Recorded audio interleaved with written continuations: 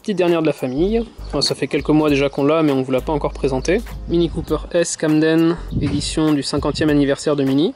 Alors sur cette voiture, on va pas faire grand chose, à ceci près que Katia voudrait changer les bandes qui sont glossy par des bandes mates. Également venir mettre du film sur d'autres pièces, changer les feux avant. Et enfin, la petite citadine a eu un accident de parking. Du coup, on va venir changer cette pièce du pare-choc. Et ben c'est parti.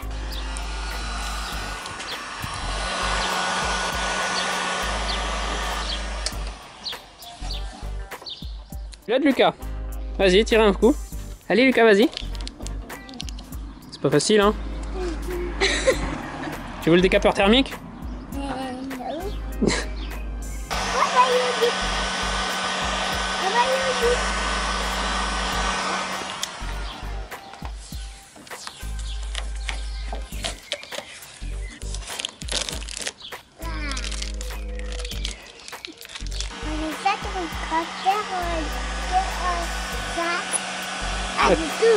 C'est chaud.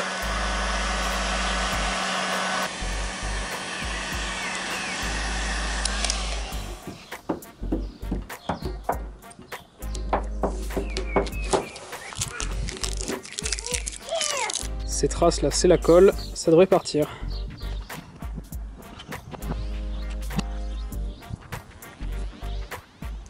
Vous me ferez le pare-brise s'il vous plaît, monsieur?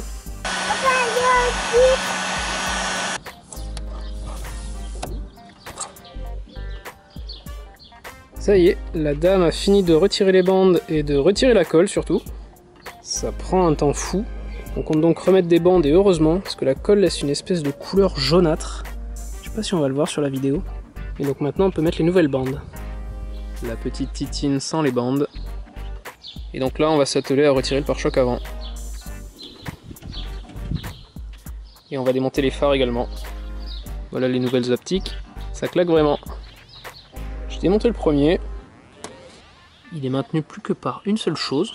Une espèce de cylindre avec une durite au bout. J'ai aucune idée de ce que c'est ce machin.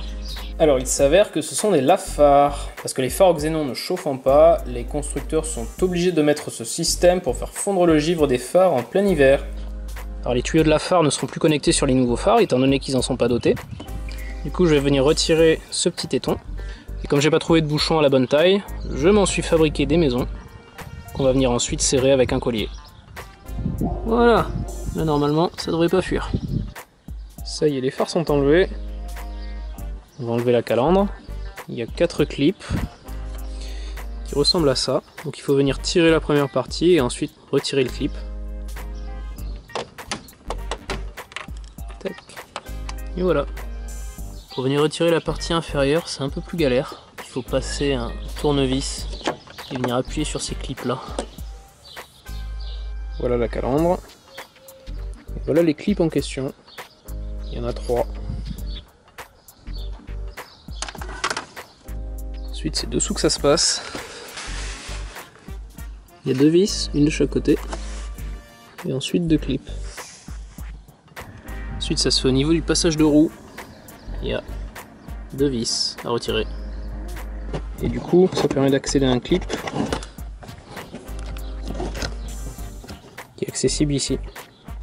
Ensuite, il faut venir déclipser l'élargisseur d'aile pour accéder à la dernière vis qui est ici. C'est chiant, hein?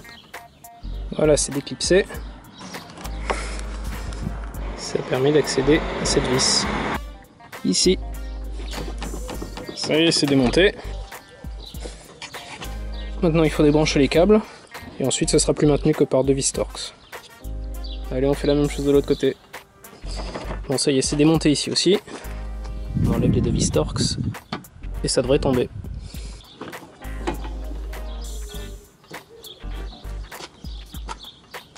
Et voilà. Bon, voilà toutes les parties démontées. Étant donné que sur cette partie on va récupérer les morceaux, on va continuer de démonter. Qu'est-ce que tu fais, Lucas? Non! Ça y est, le pare-choc est dénudé. Voilà le nouveau. On va y remonter tout ce qu'on a démonté. Ça y est, la transposition est faite. Il manque plus qu'à mettre la plaque. Puis peut-être un petit coup de stylo magique ici, ça fera pas de mal. Allez, on remet en place. Donc là il est juste maintenu par les deux vis supérieures. On va reconnecter au niveau des phares. Et puis après il y a tous les clips à remettre. Ça va être bien chiant ça aussi. Et donc il faut faire tout le processus en sens inverse. Revisser, remettre les clips. C'est long, c'est chiant. Mais ça reste toujours plus facile à remonter qu'à démonter. Le pare-choc est remis en place. La calandre, il n'y a qu'à pousser.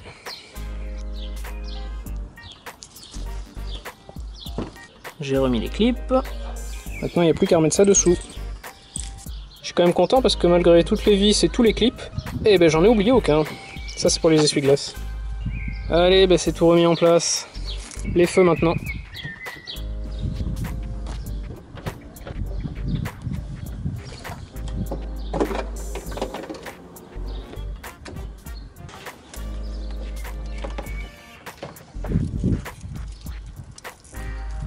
Ça y est, c'est en place.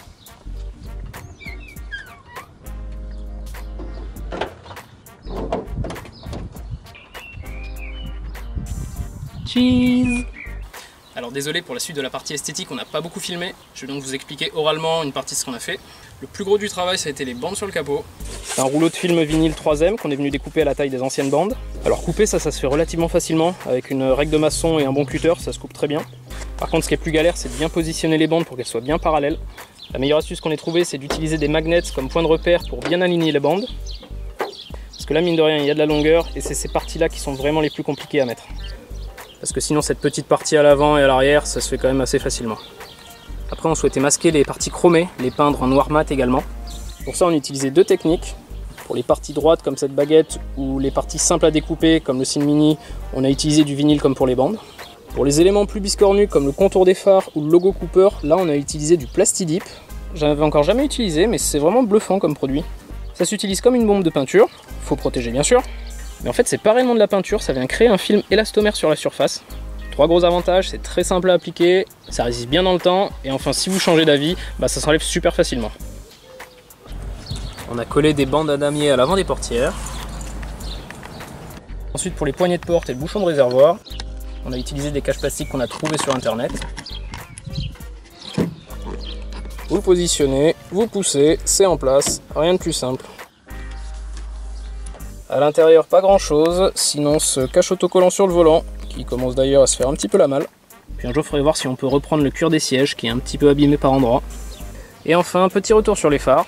Alors certes ils sont très jolis, mais l'inconvénient de passer des phares au xénon à ces phares aftermarket, c'est que la qualité d'éclairage n'est pas du tout la même. Et en plus sur les fiches, par rapport aux fiches d'origine, j'ai 2 fils qui sont inversés et du coup j'ai pas de plein phare. C'est juste un tout petit peu embêtant. Donc il va falloir que je trouve l'outil pour sortir les fils et que je m'y penche un de ces 4. En tout cas en conclusion, que ce soit le Plastidip ou les bandes 3M, ça fait plus d'1 an qu'on les a installées, ça a toujours pas bougé. Le pare-choc est toujours entier, donc on est assez content et on regrette pas l'énergie qu'on a mis dans ce projet. Voilà pour cette vidéo qui nous a permis de voir autre chose que le Jeep Cherokee. Il va revenir dans le prochain épisode avec l'installation d'un treuil. J'espère donc que cette vidéo vous aura plu. Si c'est le cas, comme toujours, abonnez-vous, laissez-nous un commentaire, mettez-nous un petit pouce bleu et on vous dit à très bientôt.